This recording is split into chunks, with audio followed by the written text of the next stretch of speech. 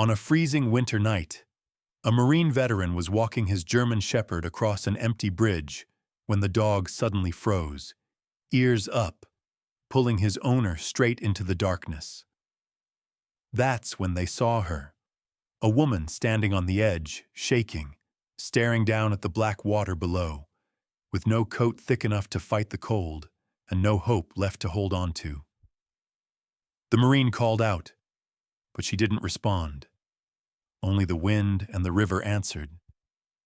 And then the dog stepped forward, not barking, not growling, just pressing himself gently against her leg and laying his head on her hand. This is the story of how a broken woman, a battle-worn veteran, and one loyal German Shepherd rebuilt each other's lives, one small act of compassion at a time. If this story touches your heart, please subscribe, leave a comment, and share this video so more people can find the hope they might be searching for. Thank you, and may God bless you. Winter had settled hard over the small riverside town in Oregon, turning every surface into something that groaned under frost. The streets were nearly empty, washed in the pale orange glow of old street lamps that flickered whenever the wind shoved too hard. The river below the bridge churned slowly, a dark, heavy mass that reflected no light, swallowing every shadow that touched it. Snow from last week's storm lay in uneven patches along the sidewalks, hardened into icy crusts that cracked under every step. The air carried a sharp, metallic scent, the kind that stung inside the nose and crawled beneath layers of clothing. Anyone with sense had already gone home hours ago. But Jack Miller wasn't anyone.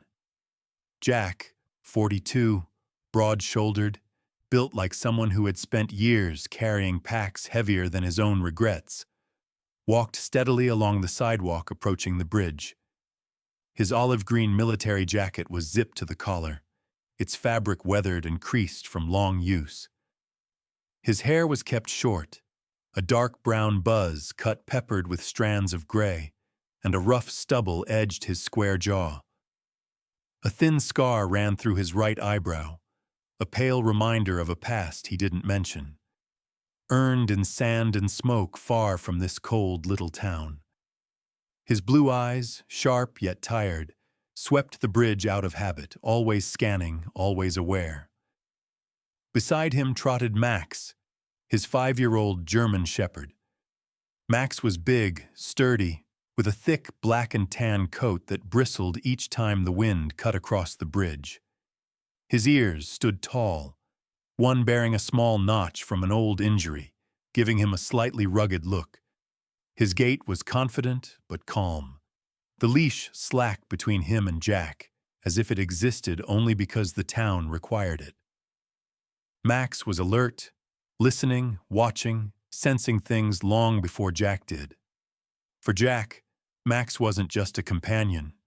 He was the warm presence that kept the silence of nights like this from swallowing him whole. Their nightly loop brought them across the bridge, a habit that had started without intention and stuck without explanation. Jack exhaled a cloud of steam and murmured, "Almost done, pal," giving Max a gentle pat. But Max suddenly stopped. The leash snapped tight, pulling Jack's arm. Max's body froze, muscles locking, tail dropping, ears pointing sharply forward. He released a low, uneasy whine. Jack followed his gaze toward the middle of the bridge. At first, the orange streetlight made everything look like shifting silhouettes. Then Jack saw her. A woman stood at the railing, her back slightly arched over the edge as if the wind alone kept her from falling. She was thin, too thin for winter, with an oversized gray coat hanging off her frame, its fabric frayed at the cuffs. Her dark hair was tangled, whipped across her face by the wind. She clutched the icy railing with trembling hands, fingers red and raw. Her jeans were worn at the knees, and her shoes were the kind meant for summer, soaked through from the melting snow. Her backpack slumped against her feet like a collapsed tent. This was Grace Thompson. Not that Jack knew her name yet. She looked to be in her late 30s, though exhaustion made her seem older. Her face, when she turned slightly, revealed hollow cheeks and skin washed pale by cold and hardship. Her brown eyes glimmered with unshed tears, wide and unfocused, as if she wasn't looking at the river but at something deeper, somewhere far away. Jack's instincts stirred. He slowed his steps, keeping a respectful distance as he spoke, voice low so it wouldn't startle her. Cold night to be standing that close to the edge, don't you think? Grace flinched. Her grip tightened on the railing. Please, just go, she whispered, her voice cracking. I'm fine. Max didn't believe that, neither did Jack. Without waiting for permission, Max moved forward, the leash sliding out of Jack's hand. Jack didn't stop him. Max approached slowly, his body low, steps soft, tail neutral. When he reached her side, he sat down firmly, positioning himself between her and the emptiness below. He leaned gently into her leg, pressing his warm weight against her. Grace looked down at him, confusion flickering across her frozen features. Max raised his dark eyes to hers, full of quiet insistence. Then he nudged her hand with his nose, softly, deliberately, before licking her cracked knuckles once, a warm, grounding touch. That tiny, unconditional gesture cracked something open. Grace let out a choked sob that tore through the wind. Her body shook, and she clutched the fur at Max's neck as if afraid she might collapse. Tears streamed freely down her cheeks, freezing at the edges. Jack stepped closer, slow and steady. He doesn't leave people alone, Jack said gently, especially not when someone's hurting. Grace tried to speak, but only another sob came out. Her story, months of unemployment after illness, losing her home, losing her marriage, losing herself, was written all over her face, even if she didn't say a word. Jack didn't need details. Pain recognized pain. He extended a hand, palm open, unthreatening. My name's Jack. This is Max.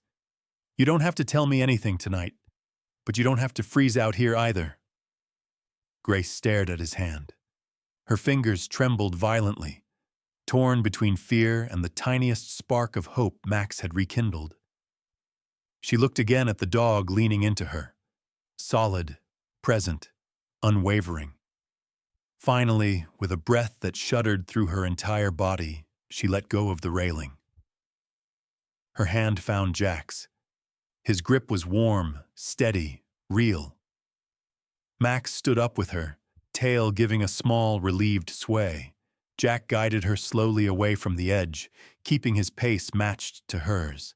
The icy wind still bit at their faces, but the crushing cold of despair seemed to loosen its hold as they reached the end of the bridge. When they stepped off the concrete span and onto solid ground, Jack looked at her gently. Tonight, he said, voice calm and certain, you don't have to be out in the cold. Grace lowered her head, tears still clinging to her lashes, but for the first time in months, she nodded. And so the three of them, one man, one broken woman, and one stubborn dog, walked together into the dim glow of the sleeping town. Jack's truck rumbled down the narrow road leading to the edge of town, its headlights cutting through the darkness as snowflakes drifted lazily in the wind. Grace sat in the passenger seat, hands clenched together beneath the sleeves of Jack's spare jacket. Her breathing was shallow, her eyes scanning the dim houses they passed, as if expecting someone to leap from the shadows. Max sat in the back seat, his large form steady and silent, occasionally leaning forward to nudge her shoulder with the calm assurance only he could give. Jack's house appeared at the end of a gravel driveway, a small, weathered wooden cabin with a sagging porch railing and a crooked porch light that buzzed faintly. It wasn't pretty, but it felt lived in, solid, the kind of place that survived storms simply because it had no choice.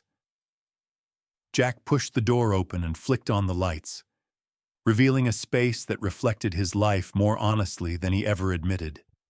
A mix of simplicity, solitude, and quiet effort.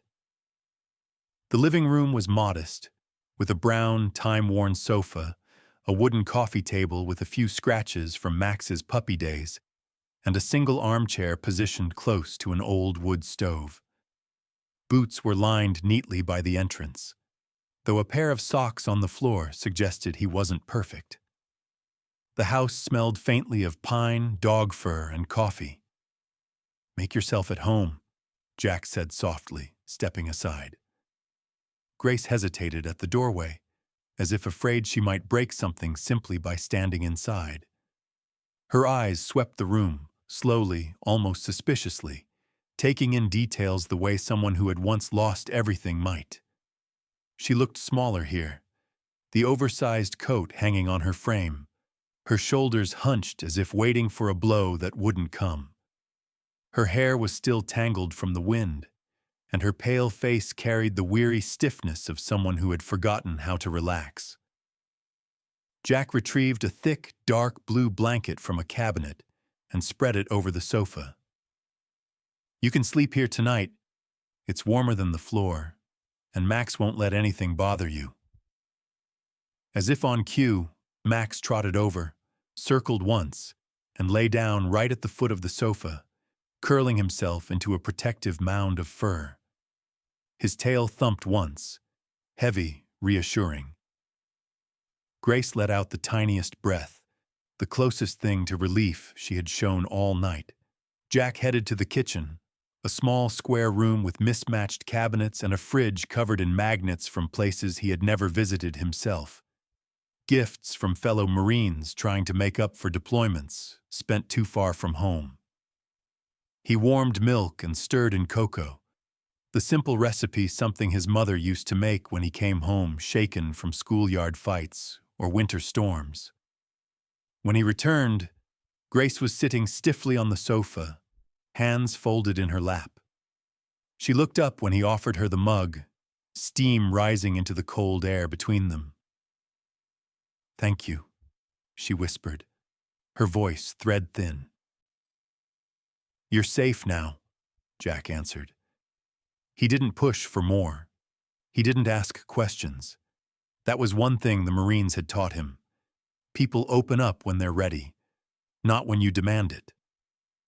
The first night passed quietly, broken only by the crackle of the stove and Max's soft breathing. Every so often, Grace jerked awake from some unseen nightmare, her breath catching, her eyes darting around the room before Max nudged her hand until she calmed again. Jack sat in the armchair, dozing lightly, pretending not to notice. In the days that followed, Grace moved through the house like someone unsure of her place in the world. She startled at every loud sound, the clatter of a dropped spoon, the creak of old floorboards, the slam of wind against the door.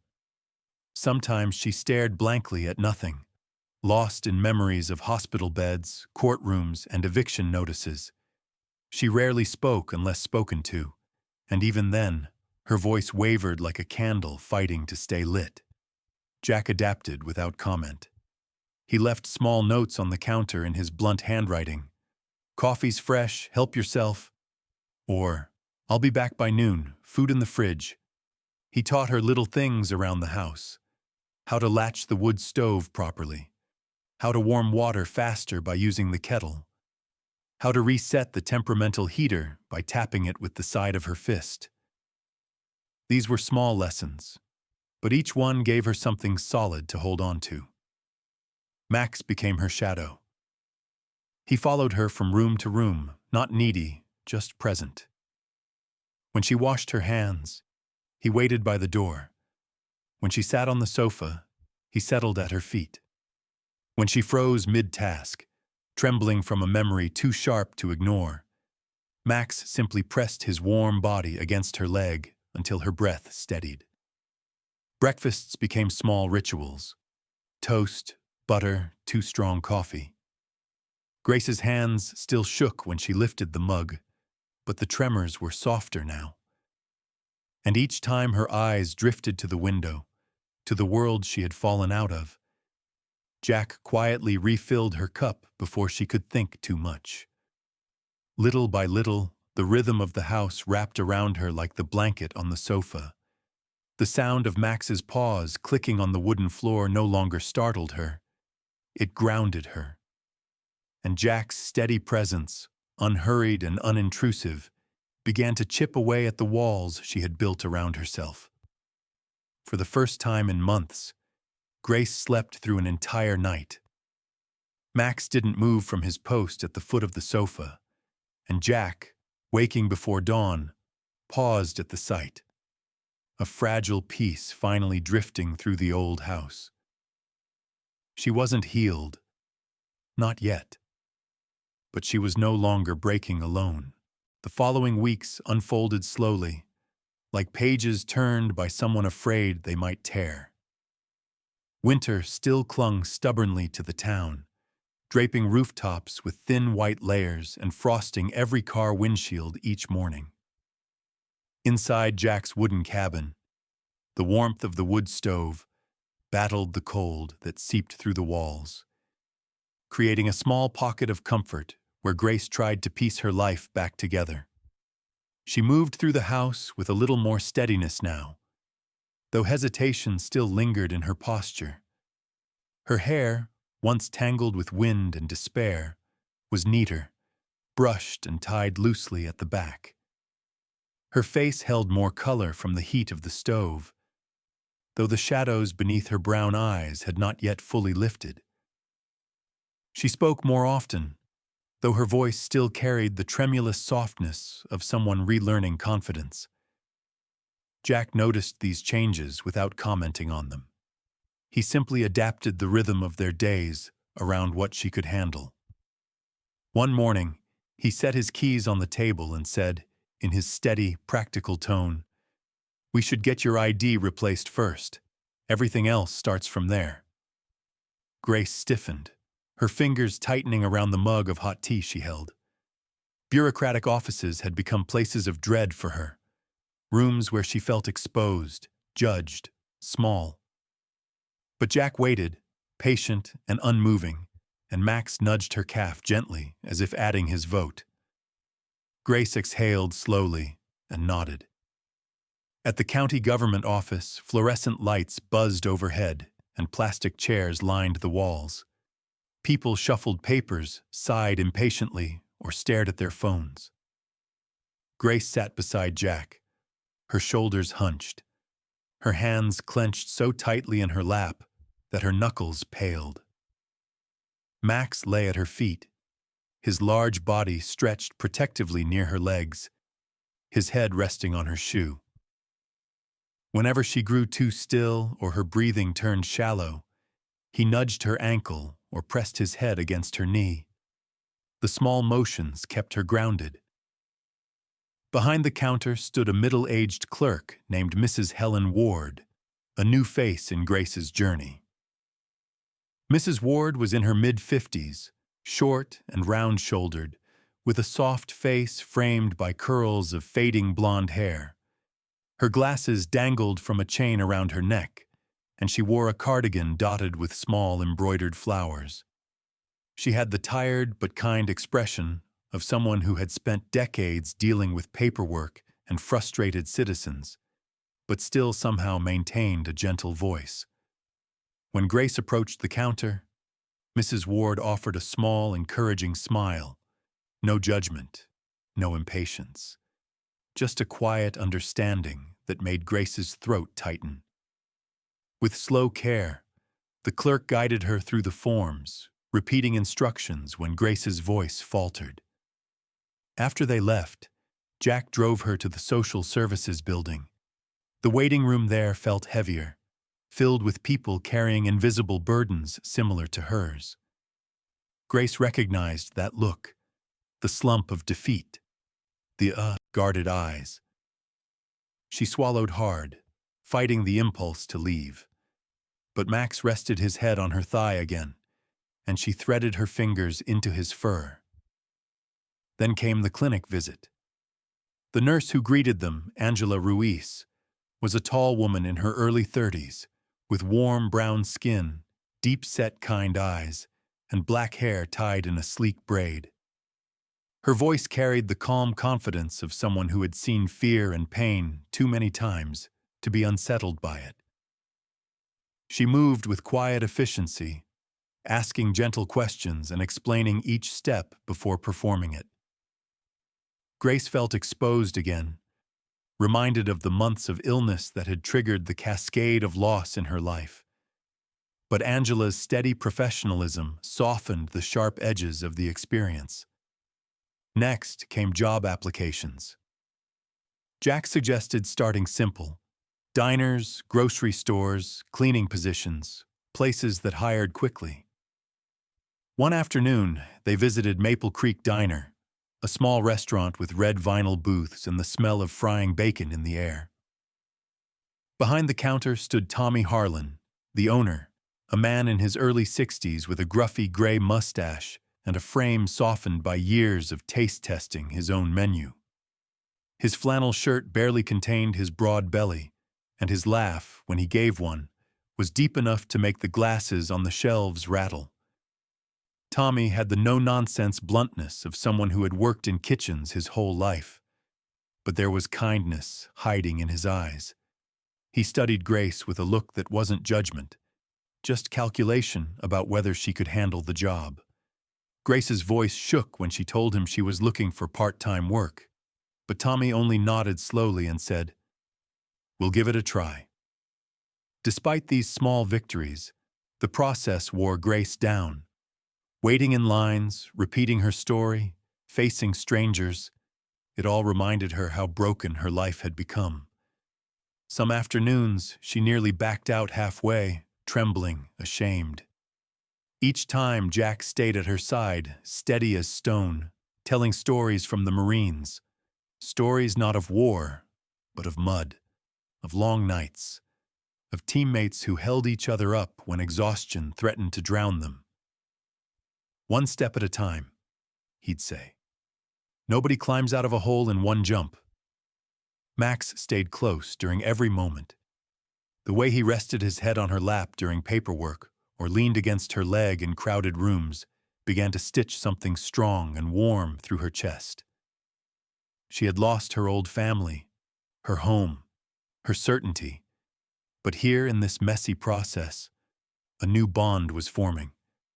Not romantic, not yet, but deeply human. At night, the three of them ate simple dinners: soup, grilled cheese, scrambled eggs. Max always sat between them, head popping up every time a fork scraped, his tail thumping whenever Jack accidentally dropped a piece of food on the floor.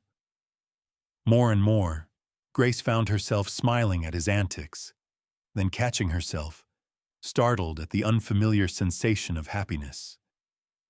Jack noticed but said nothing, letting her rediscover joy slowly, without pressure. The old wooden cabin, once quiet and lonely, began to echo with soft laughter, the kind that didn't demand anything, didn't overwhelm, just warmed the air like the stove burning in the corner. And for the first time in a very long time, Grace allowed herself to believe that maybe, just maybe, ordinary life wasn't out of reach. The first week at Maple Creek Diner passed more smoothly than Grace expected, though her hands still trembled each time she tied the apron around her waist. The diner smelled of bacon grease and strong coffee, and the red vinyl booth squeaked whenever customers shifted their weight. Morning sunlight filtered through the large windows, catching dust motes in the air, turning them into drifting sparks. Behind the counter, Tommy Harlan watched everything with the weary attentiveness of someone who had worked in the same place for decades. His thick gray mustache twitched each time he talked, and his heavy steps made the floorboards sigh. But beneath his gruff voice was a patience Grace relied on. Grace learned the rhythm of the diner, the clatter of dishes, the steady hiss of the griddle. The ring of the service bell that always made her jump no matter how many times Tommy warned her it was coming. She memorized the faces of the regulars. There was Mary Jo Collins, a retired schoolteacher in her 70s with thin silver hair pinned neatly at the back of her head. Her face was lightly wrinkled, her pale skin soft with age, and she wore pastel sweaters that matched the gentle, grandmotherly tone she used when ordering her daily oatmeal and peppermint tea. Mary Jo always smiled at Grace with a kindness that felt warm but fragile, as if she sensed that the younger woman was held together by threads. Grace grew used to the simple pride of earning her own paycheck again. The hours were short, the pay modest, but each time she placed a few crumpled bills into the small envelope she kept in her backpack. Her heart felt a little steadier. Jack celebrated in his own quiet way, making her favorite grilled cheese for dinner, or leaving extra sugar in her coffee mug with a note. For surviving another day. And Max greeted her at the door each evening, tail wagging so hard his whole body wiggled. But the past had a way of finding her. It happened on a Friday afternoon. The lunch rush had calmed, and Grace was wiping down a booth near the window when the bell above the diner door chimed. She didn't look up at first, focused on scrubbing a stubborn coffee stain. Then she heard a voice she had spent months trying to forget, smooth, low, edged with an indifference that once felt like a blade against her throat. Grace. Her body froze. The rag slipped from her fingers. Slowly, she straightened and turned. Her ex-husband, Daniel Thompson, stood at the entrance. Daniel was in his early 40s but carried himself with the polished confidence of someone who had never known instability. His dark hair was perfectly trimmed, his jaw clean-shaven, and his tall, athletic frame was wrapped in an expensive charcoal coat that likely cost more than Grace's monthly wages. His features were sharp, straight nose, proud chin, and eyes that once softened for her, but now looked through her as if she were a stranger. Beside him stood a young woman, mid-20s, tall, with flawless skin and long blonde hair styled in glossy waves. Her name, Daniel casually introduced, was Aubrey, though she barely glanced at Grace, too absorbed in her phone to acknowledge the tension in the air. Grace felt her stomach drop. Old memories rushed in. Hospital rooms, unpaid bills, Daniel's cold voice telling her he couldn't do this anymore, the way he packed his suitcase without meeting her eyes. She heard echoes of every word that convinced her she was a burden, unlovable, broken. Her throat tightened until breathing became an effort. Daniel's expression flickered with something like pity, but not the real kind. "Didn't expect to see you here," he said softly. "I'm glad you're getting back on your feet." The words were meant to sound encouraging. Instead, they felt like a reminder of how far she had fallen. Grace muttered something incoherent and fled to the kitchen. Her lungs felt too small, her vision blurred. By the time her shift ended, the confidence she had been building for weeks had crumbled into dust. That night, she didn't go back to Jack's cabin.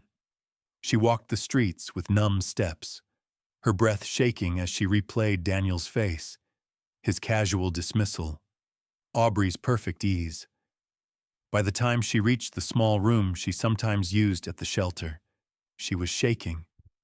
She scribbled a note, "I'm sorry, thank you for everything," and left it on Jack's kitchen table before slipping out again with only her thin coat and backpack. When Jack returned home and found the note, Max began pacing frantically, whining, nose pressed to the door. The dog circled, barked once, then pulled at Jack's sleeve, dragging him toward the road. Jack grabbed his coat and followed without hesitation. The night air was bitter, the town quiet except for the wind slicing through the darkness. Max led the way, nose low to the ground, moving with purpose. They reached the bridge within minutes. Grace stood exactly where she had stood the first night, hands gripping the railing, hair blown wild by the wind, shoulders trembling. But this time, when she heard footsteps and turned, she didn't see a stranger. She saw Jack, breathing hard, eyes filled with fear, and Max, who ran straight to her, planting himself at her side with a desperate whine. Jack stepped forward, not shouting, not pleading, just speaking with the same calm strength he had on that first night. "If you jump," he said quietly, "Max will come here every night looking for you, and I'll have to live knowing I failed someone who trusted me." The words cut through the storm inside her. Grace's composure shattered. She sobbed, loud, raw, uncontrollable, spilling every fear she had tried to bury, that she was worthless, a burden, an embarrassment, incapable of being loved. Jack closed the distance and rested a steady hand on her shoulder. "Grace," he said, voice low and unwavering, "you brought gratitude, respect, and kindness into my home. You didn't just take, you gave. I'm not saving you alone. The three of us are saving each other." Her knees buckled, and Jack caught her before she fell.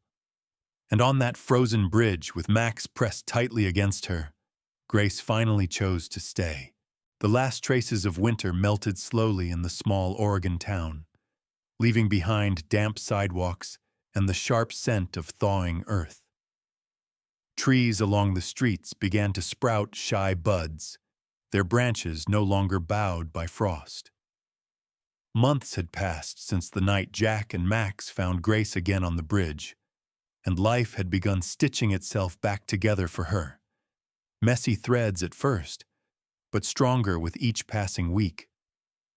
Grace now lived in a small rented room above a laundromat near the town center.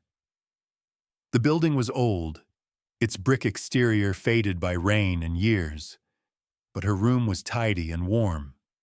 She kept it simple: second-hand furniture, a small bookshelf Jack had repaired for her, blankets she had chosen herself, and a single vase she filled with fresh flowers whenever she could spare a few dollars.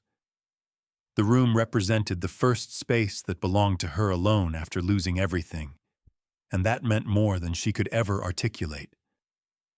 Grace herself looked different now. Her brown hair, once tangled and dull, was trimmed neatly at the shoulders. Her cheeks held more color, and her posture, though still modest, no longer carried the same defeated slump. She walked with careful but steady steps, as if relearning the rhythm of living without fear chasing her heels.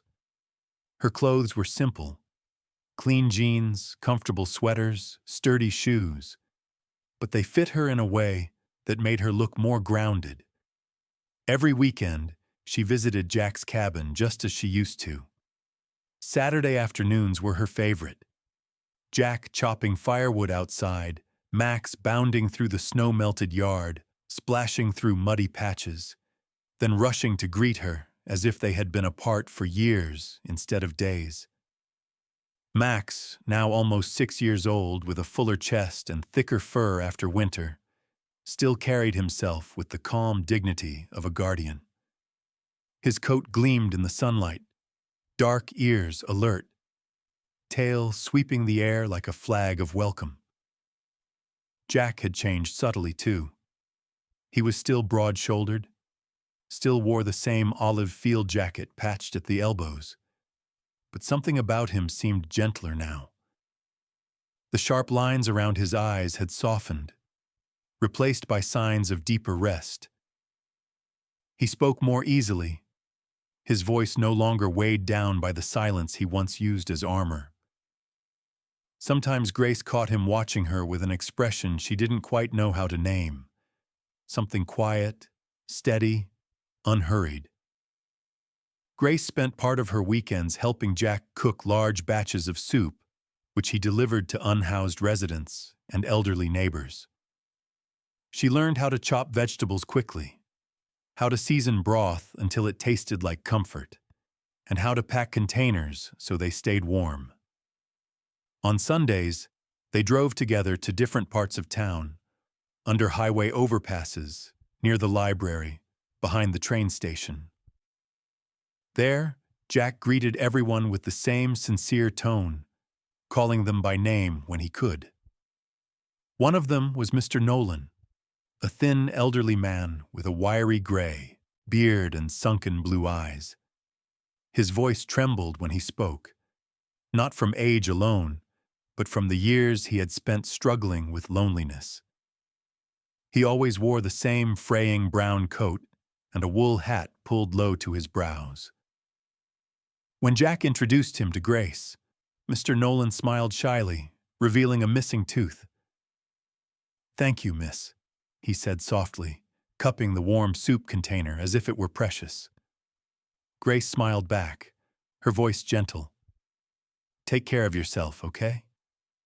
These moments, small, human, genuine, reminded Grace that she still had worth to give the world.